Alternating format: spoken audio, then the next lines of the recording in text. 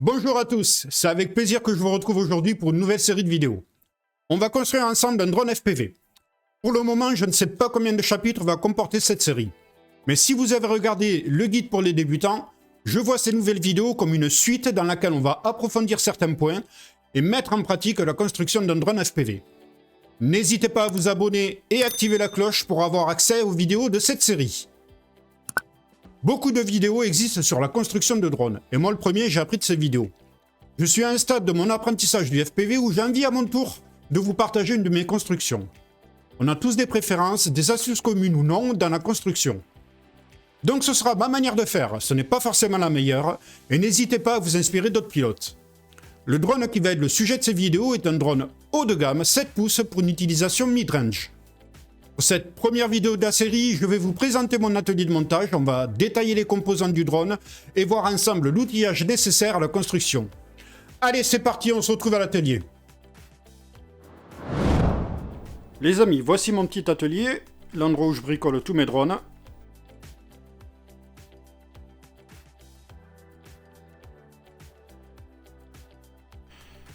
Sur la partie gauche, on retrouve l'imprimante 3D où je suis justement en train d'imprimer des éléments pour mon futur drone. Enfin, pour un autre futur drone. Je vous le présenterai plus tard. Un vieil ordinateur. Alors c'est un vieil ordinateur équipé de Windows 10. Il me suffit largement pour faire tourner les logiciels nécessaires à la configuration. Je m'en sers aussi pour consulter les différents sites, les différentes notices dont j'ai besoin pour monter un drone. Sur la partie droite, on retrouve l'endroit où je bricole les drones, avec une table de travail, l'outillage nécessaire. Alors, il y a un petit endroit de stockage où je vais stocker mes hélices. Je stocke les rouleaux pour l'imprimante 3D, j'ai différents types de rouleaux. Voilà, bon, c'est un petit atelier sommaire, mais ça fait largement l'affaire. Sur la partie droite, je vais également avoir tout un ensemble de visseries dans des boîtes. Il y a du M2, du M3, toute la visserie nécessaire pour monter des drones. Et j'ai des petits rangements où je mets de l'électronique à l'intérieur. Voilà, il y a des rouleaux d'étain, des prises, des petites boîtes. Tout le nécessaire pour pouvoir bricoler. On va passer plus en détail sur l'outillage nécessaire. Donc au niveau outillage, qu'est-ce qu'on va avoir besoin? On va avoir besoin de tournevis. Alors j'ai une série de tournevis à tête hexagonale pour la plupart des drones. J'ai quelques tournevis Torx, ceux-là ils me servent surtout pour la frame pirate qui sont équipés de vis Torx. D'ailleurs c'est des super vis. Ce serait bien que pas mal de constructeurs s'inspirent de ces vis. On va retrouver également quelques tournevis avec différents types d'embouts. Un ensemble de pinces, il y a de la pince coupante, de la pince bec, pince longue, etc. Quelques clés comme les clés de 8 pour pouvoir défaire les hélices. Important, un fer à souder. Donc un fer à souder avec une troisième main, une loupe. Ça je m'en sers pas trop, je préfère utiliser... ça c'est de la pâte à fixe. Voilà, c'est la pâte à fixe qu'on met en boule. Elle a pas mal servi celle-là. Et c'est vraiment pas mal à utiliser. Une pompe à dessouder. J'ai également de la tresse à dessouder.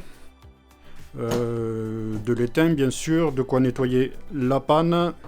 Ça c'est du flux. Après, qu'est-ce qui peut nous servir en plus? Ça va être différents types d'outillage, de la visserie. Là, j'ai mon stock de flux, différents types d'étain, de la tresse à dessouder. Dans ce tiroir, j'ai tout un stock de colliers de serrage, de la gaine thermo,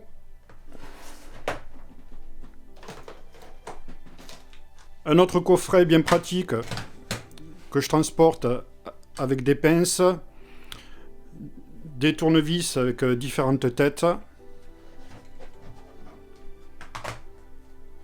Pour le terrain, il est super. On va avoir besoin d'un multimètre pour pouvoir mesurer la tension et la continuité. Donc c'est important d'avoir un multimètre avec la position pour mesurer la continuité.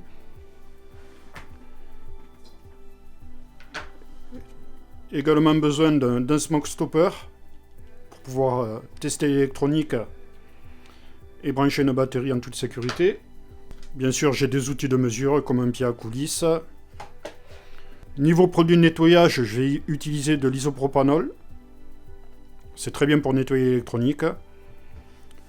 Et j'ai une soufflette également pour souffler tout ça. On va dire que c'est l'outillage principal que je vais utiliser.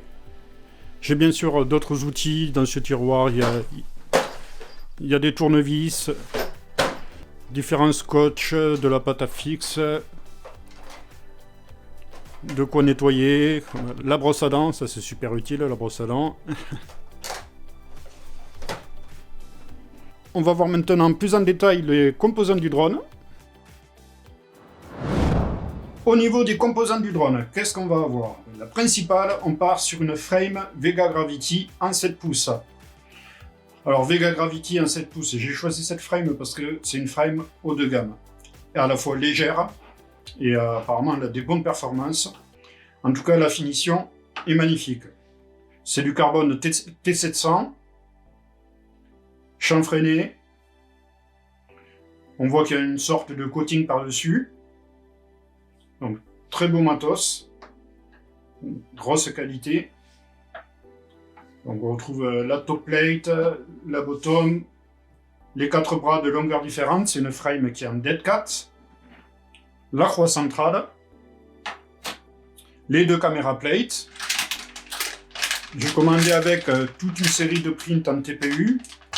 Je ne me suis pas fait les prints, j'avais pas envie de m'embêter, j'avais pas les plans et j'avais pas de fil pour ça. Donc j'ai commandé directement les prints TPU. Vous verrez plus en détail lors du montage ce qu'il y a. Au niveau des spacers, je les ai pris version dorée, vous avez le choix de couleur. Pendant le montage, je me suis dit que ce serait intéressant d'avoir une idée du prix de la construction pour ce quad en particulier. Donc je vais tout prendre pour l'exemple sur le Vega FPV Shop. Déjà d'une part, les prix sont très corrects. Et en plus, la plupart des éléments que j'ai pris viennent de chez lui. Je ne saurais trop vous recommander d'aller chez Vega. On commence par la frame. Donc, la Vega Gravity en 7 pouces, Dead Cat. On en profite pour voir un petit peu les spécificités. Donc, c'est bien du carbone full T700, touret, frein vernis. Alors, il explique en détail les capacités de sa frame. Masse à vide de 135 grammes, c'est plutôt léger pour un 7 pouces. On a l'anthrax moteur. Alors, supposons qu'on prenne cette frame dans la configuration que j'ai prise. Donc, Spacer Color Or, l'impression 3D, on va mettre avec. CPU Color, j'ai pris le cyan. PTX modèle KDX Vista. RX Antenna, GPS plus Immortalité. J'ai pris les options de protection de bras et j'ai pris la GoPro. Donc déjà, on arrive à un prix assez conséquent. C'est une frame haut de gamme.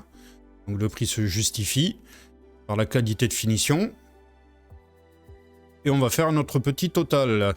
Allez, 149,77 € pour la frame. On va monter un GPS BN220. Il va falloir juste que je me fasse du câblage parce que le GPS est livré avec des câbles qui sont très rigides. Les câbles d'origine sont extrêmement rigides. Et là, j'ai déjà fait un câblage, mais les câbles sont petits. J'en ai commandé là du câble, j'attends qu'il arrive. Donc ce sera du câble en silicone. Le but, c'est de fiabiliser le tout. Donc Beitan BN220 pour le GPS. Au niveau GPS, je suis parti donc sur un Beitan BN220. On peut voir en même temps les branchements s'il y a besoin.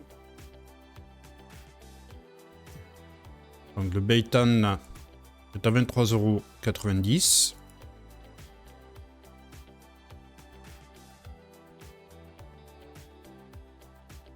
Au niveau F7 Pro de Timotor qui est équipé d'un MPU 6000, d'un baromètre. Elle peut accueillir jusqu'à 8 connexions de SC. Donc elle est bien pour les ciné-lifters. Moi j'ai pris ça pour le baromètre parce que c'est du Timotor, j'aime bien le Timotor, je trouve que c'est de la bonne qualité, c'est de la bonne cam. Elle fait également Bluetooth, Wi-Fi, donc on peut régler directement via Bluetooth, via Wi-Fi. Donc, par contre, ah ouais, USB-C aussi. Par contre, il va bien sûr falloir voir les plans pour le branchement. Donc F7 Timotor. Elle est offerte avec un code pour installer un jeu, je crois. Un code d'activation pour un jeu. Il faudra que je regarde ça. Enfin, bref, ça c'est un détail. Je ne l'ai pas plus pour ça. La Timotor F7 Pro Fly Controller. C'est le nouveau contrôleur de vol Timotor F7 Pro compatible DJI. Elle possède un baromètre, un bec compatible Betaflight INAV. Les points forts Wi-Fi, Bluetooth, SpeedyBuy intégré, réglage sans fil de Betaflight, flash le firmware sans fil, analyse des données de la boîte noire sans fil, BLLI 32, cible Timotor, ok. Il y a 6 UART. Caractéristiques, on est sur un STM32 F722. En IMU, on est sur le MPU 6000, baromètre BMP 280, tension d'entrée 3 à 8 S. Elle possède des sorties bec, l'OSD intégré et signal ESC pour 8 moteurs, USB type C. Pareil, on la rajoute dans notre liste de courses. Elle est à 89 €.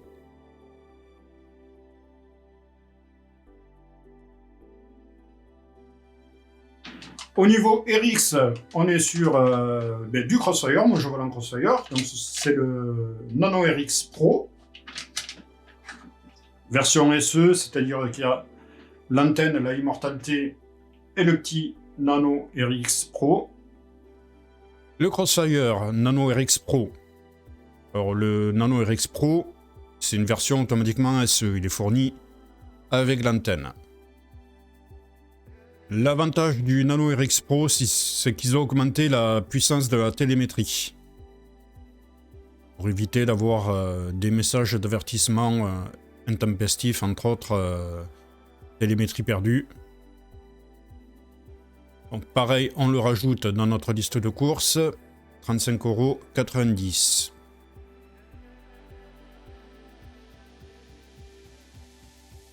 Pour continuer sur l'électronique, on est toujours sur du Timotor. Alors au niveau des ESC, ce sera F55 Pro 2. C'est des ESC 4 à 1. Alors celle-ci est d'occasion. Je l'ai déjà monté sur mon quad freestyle, j'en suis content de ces ESC. Et j'avais cette pièce en occasion parce que tout simplement, c'était dans mes débuts du SPV, je croyais qu'elle avait grillé. Donc j'avais recommandé une stack complète et en fait c'était juste la FC qui était abîmée. Donc j'ai toujours cette ESC et on va s'en servir. Je l'avais en spare. J'espère qu'elle marche quand même. Je suis pas sûr à 100%, mais normalement elle devrait marcher. Donc ESC Timotor en 4 à 1. L'ESC ESC 4 à 1 F55A Pro 2 de Timotor de 3 à 6 S. 55 A en continu, 75 A en pointe. Équipé de BLLI 32. On le rajoute pour notre total.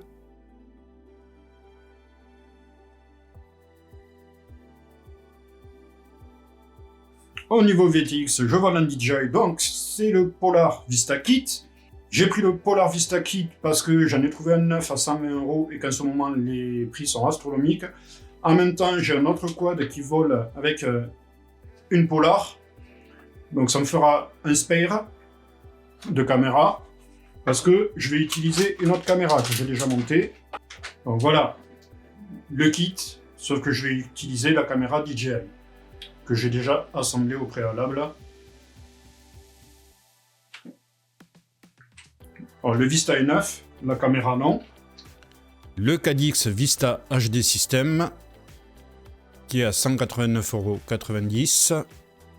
Donc là, j'ai mis directement le système Cadix avec la caméra DJI, comme je vais monter sur le mien. Donc moi, j'ai trouvé le Cadix Vista moins cher, en version Polar, à 120 € sur eBay. Bon, malheureusement, il n'est plus disponible actuellement. En tout cas, là où je l'ai pris sur eBay. C'était un des stockers, je suis tombé dessus par hasard. Donc en cherchant un petit peu, on arrive à trouver moins cher. Bon, c'est pas évident. Pour l'exemple, et comme c'est la configuration dans laquelle ce code va être monté, on met le Cadix Vista HD System avec la caméra DJI. Donc, on rajoute à notre liste de courses.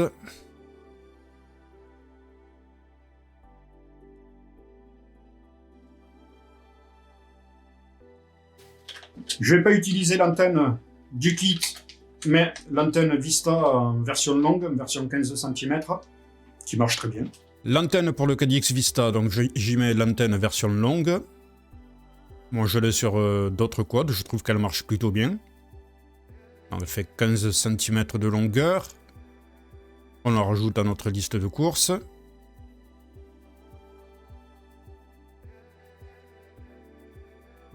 Pour le moteur, on part sur du T-Motor. T-Motor F90, version long range. Donc c'est un magnifique moteur. Il est bien réputé pour le long range. J'ai pas les cotes exactes. Je vous les donnerai en surimpression, je pense. Je vous les mettrai sur la vidéo. Ils sont livrés déjà avec de la gaine de protection, de la visserie nécessaire, bien sûr. Au niveau moteur, on est sur les T-Motor F90. Donc c'est du 2806.5 en long range. Moi, c'est la version 1300 kV. Ils existent en plusieurs versions. 1300 kV pour les 7 pouces en 6S, 1500 kV pour les 6 pouces en 6S, 1950 kV pour les 6 pouces 6S également. Moi, j'ai choisi les 1300 kV 7 pouces 6S, version long range. Donc, les moteurs sont à 33,90 € pièce. x4, on arrive à 135,60 €.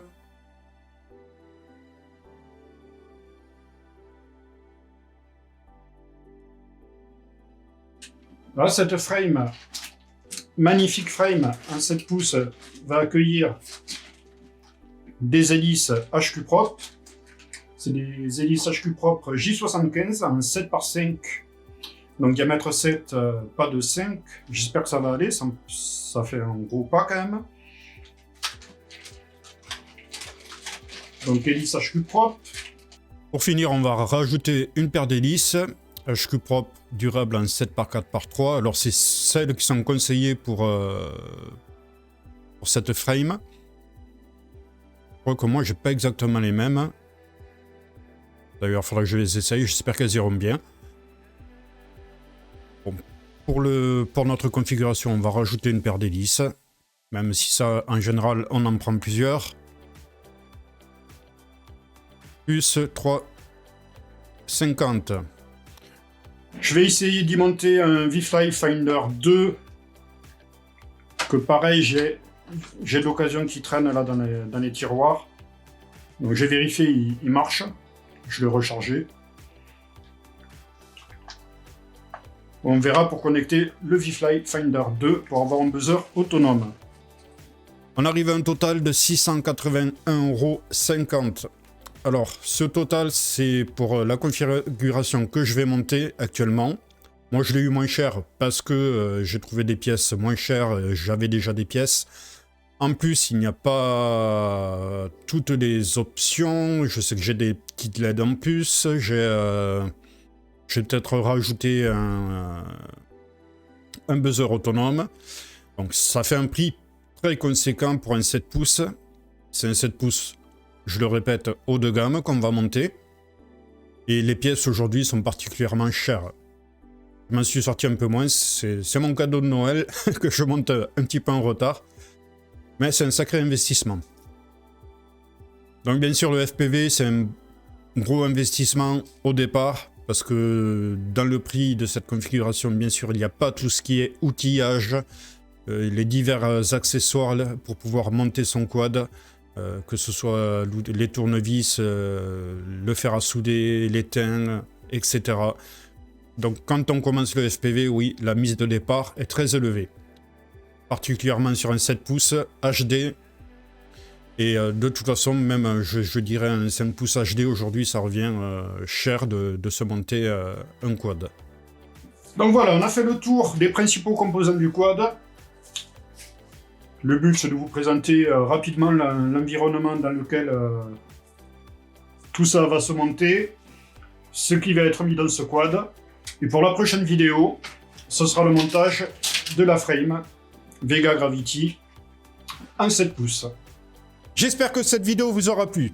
Pour ne pas rater les prochaines vidéos de cette série, je vous conseille de vous abonner à la chaîne et activer la cloche des notifications, comme ça vous serez informé de la sortie des prochaines vidéos.